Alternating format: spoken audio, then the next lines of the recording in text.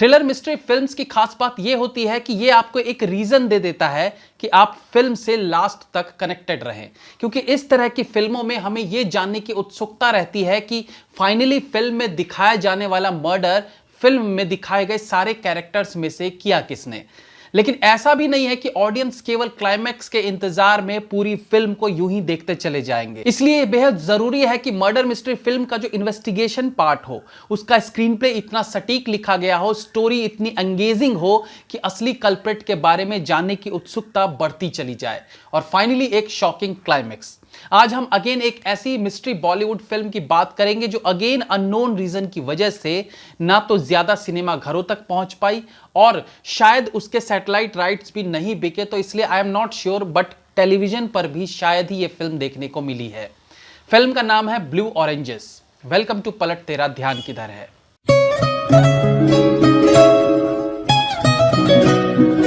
Miracles are like blue oranges.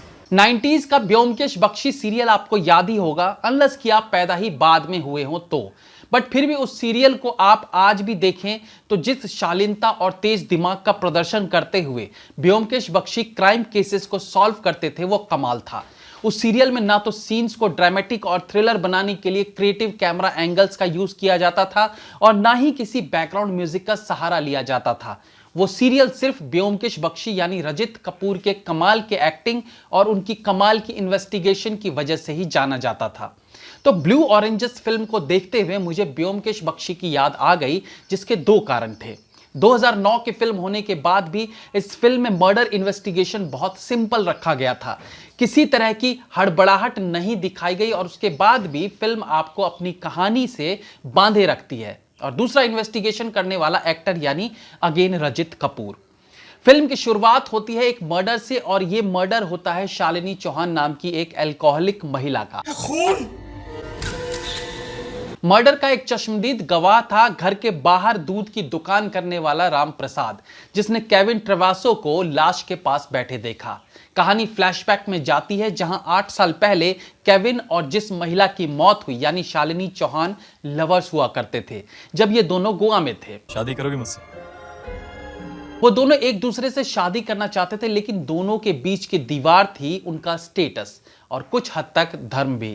Shalini के पापा Kevin को इशारों इशारों में उसकी औकात समझा देते हैं, जिसके बाद केविन शहर छोड़ देता है। अब 8 साल बाद शालिनी चौहान का मुंबई में मर्डर होता है और उसके पास पाया जाता है उसका एक्स लवर। और 8 साल के बाद अचानक एक अनजान शहर में पहली रात को ही तुम उससे टकराए। गवाह राम प्रसाद के अनुसार उसने केविन को शालिनी के पास बैठे देखा था, यानी उसकी लाश के पास। अब आगे फिल्म में किसी एक रीजन के कारण मुंबई का पुलिस कमिश्नर पहुंचता है नीलेश भार्गव यानी रजित कपूर के यहां, जो कि एक बैरिस्टर रह चुके थे। नीलेश भार्गव इस तरह के कई केसेस सॉल्व कर चुके हैं। अब वो रिटायर्ड हैं और कमिश्नर उनसे आग्रह करता है कि वो इस केस को इन्वेस्टिगेट करें। हालांकि नीलेश भार्गव ने कहा कि ये तो ओपन एंड शट केस है, बॉयफ्रेंड सालों बाद गर्लफ्रेंड को मिला और गुस्से में उसे मार दिया, जिसका एक गवाह भी है। लेकिन अपने निजी कारणों से कमिश्नर चाहता था कि वो केस को इन्वेस्टिगेट करे और फाइनली नीलेश मान जाता है। पायलट के बारे में क्या पता चला? मेरा भाई अनुराग। यहां से शुरू होती है इन्वेस्टिगेशन और फाइनली क्लाइमैक्स में असली कल्प्रिट के बारे में दर्शकों को जानने का मौका मिलता है।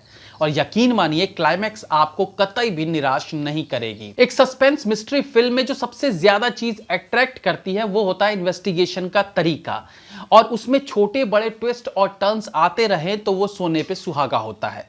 केविन का किरदार निभाया है अहम शर्मा ने और शालिनी चौहान का किरदार निभाया पूजा कंवल ने।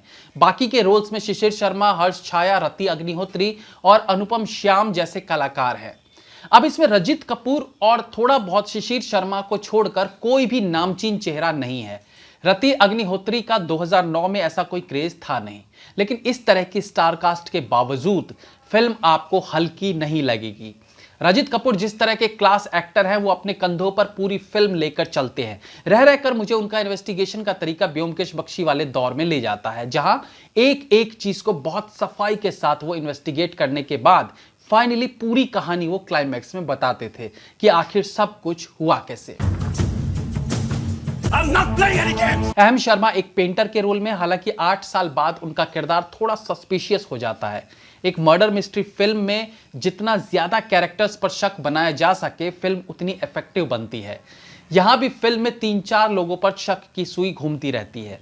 फिल्म को इतने अच्छे तरीके से ट्रीटमेंट मिली है कि आपको लगेगा नहीं कि यहां फिल्म में न्यू कमर्स की फौज है। अहम शर्मा एक लवर बॉय जरूर है, लेकिन फिल्म में उनकी सीरियसनेस बहुत कुछ कहती है। हर्ष छाया और रति अग्निहोत्री फिल्म में कुछ जगह ट्विस्ट क्रिएट करने में कामयाब रहते हैं। फिल्म का स्क्रीन प्ले टाइट रखने की कोशिश की गई है, कहीं भी बीच में किसी गाने के लिए स्पेस नहीं है, क्योंकि अक्सर अगर सिचुएशन से हटकर कोई गाना एक सस्पेंस फिल्म में आ जाए तो भले कसा हुआ स्क्रीन प्ले आपको कहानी के साथ बांधे रखे, लेकिन गाना उस पकड़ को कई बार ब्रेक कर देता है। इसलिए अगर गाना सिचुएशनल ना हो, जो सीन को आगे बढ़ाने का काम ना कर रहा हो, तो बेहतर हो कि गाना फिल्म में डालिए ही मत। फिल्म में बाकी के कैरेक्टर आर्टिस्ट भी छोटे छोटे रोल्स में अपनी छाप छोड़ते हैं, जैसे कि हाउस ओनर का किरदार निभाने वाले एक्टर्स अखिल मिश्रा, आशीष कपूर और रसिका जोशी। आवाजें हमारे बेटे हरी ने भी सुनी, आप उससे मिलना चाहेंगे? हेलो हरी। इन तीनों एक्टर्स के किरदार बहुत ज्यादा लंबे नहीं हैं, लेकिन तीनों आपको इंप्रेस जरूर करेंगे। फिल्म के डायरेक्शन की भी तारीफ जरूर की जानी चाहिए, जहां डायरेक्टर राजेश गांगुली ने कमाल का काम किया है। फिल्म में उनकी मेहनत देखी जा सकती है। Did you do it, Kevin? Camera work अच्छा है, किस कैरेक्टर को कितना स्क्रीन प्रेजेंस देना है ताकि सीन इफेक्टिव लगे, यह बेहद जरूरी है, खासतौर से सस्पेंस मिस्ट्री फिल्म्स में। इस तरह की फिल्मों में दर्शक भी जासूस बनकर खुद कहानी में असली मर्डरर की पहचान करने लग जाते हैं। ऐसे में डायरेक्टर को ऑडियंस से ज्यादा स्मार्ट बने रहने की जरूरत होती है। बहुत सी ऐसी बॉलीवुड फिल्में हैं जो बड़े स्टार्स और प्रमोशंस के कारण लोगों की जुबान पर चढ़ जाती है, लोगों के बीच उसे देखने की उत्सुकता बनी रहती है, और ऐसी फिल्मों में बड़े स्टार्स ऑफ कोर्स दर्शकों को फिल्म की तरफ आकर्षित करते हैं। इसलिए अलग अलग थीम्स पर बनी कई ऐसी फिल्में हैं जो लो प्रमोशन और बड़े स्टार्स की गैर मौजूदगी के कारण दर्शकों तक नहीं पहुंच पाई। बस आप समझ लीजिए ब्लू ऑरेंजेस उन्हीं फिल्मों में से एक है। हो सकता है फिल्म का जो लुक है वो आपको डिसअपॉइंट करे, लुक यानी अननोन चेहरे, not so great locations and all, लेकिन आप फिल्म देखना शुरू करेंगे तो आगे बढ़ते चले जाएंगे, और आई गेस कि ये one of the best underrated Bollywood mystery film साबित होगी आपके नजरिए से भी। They exist only in the realms of one's mind. अब क्योंकि आप इस एपिसोड के बाद ये फिल्म देखेंगे तो आपकी एक्सपेक्टेशंस बड़ी होंगी, लेकिन जिन्होंने ये फिल्म ऐसे ही रैंडमली देख ली होंगी उन्हें तो एक मास्टरपीस वाली फील आई होगी। तो दोस्तों आप ये फिल्म देखिए। हाँ, YouTube पर अवेलेबल है, लेकिन उसकी क्वालिटी इतनी अच्छी नहीं है। आप फिल्म को दूसरे प्लेटफॉर्म पर सर्च करें, मिलता है तो ठीक है, नहीं तो यहीं देख लीजिए। और अगर देख चुके हैं तो हमें बताइए क्या वाकई में ये एक अंडररेटेड मिस्ट्री फिल्म है या नहीं। That's all for today, friends. Please like, comment, share and subscribe the channel if you like the video. Like me on Facebook. Links are in the description. Be safe, have fun. मिलते हैं अगली बार फिर किसी नए episode के साथ। तब तक के लिए